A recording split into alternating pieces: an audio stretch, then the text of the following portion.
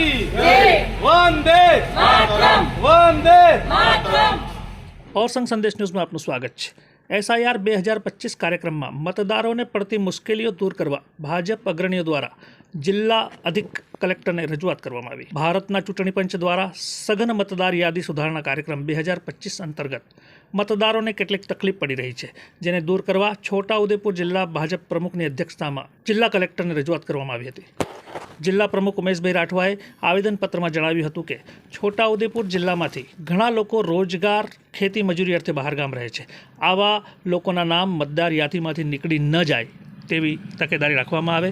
સાથે જ જિલ્લામાં મોટાભાગે અનુસૂચિત જનજાતિ સમાજની વસ્તી હોય, પુરાવા તરીકે હાલની બેંક પાસબુક, આધાર કાર્ડ, તલાટીનો દાખલો, રેશન કાર્ડ કે શાળાનું LC પુરાવા તરીકે માન્ય રાખવામાં આવે અને નવા યુવા મતદાર નોંધાવવાના ફોર્મ ઉપલબ્ધ કરાવવા તેમજ પરપ્રાંતમાંથી પરણીને આવેલ મહિલાઓના માતા પિતાના પિયરમાં નામ શોધવામાં જે તકલીફ પડી રહી છે તેનું સમાધાન થાય તેવું ખૂબ જરૂરી છે તેમ જણાવ્યું હતું। અને દરેક ગ્રામ પંચાયત ઉપર મતદાર સહાયતા કેન્દ્ર શરૂ કરવા જિલ્લા ભાજપ પ્રમુખ ઉમેશભાઈ રાઠવા સહિત મોટી સંખ્યામાં પદાધિકારીઓ અને કાર્યકર્તાઓએ જિલ્લા સેવા સદન ખાતે જઈ આ મામલે આવેદનપત્ર આપી રજૂઆત કરી હતી।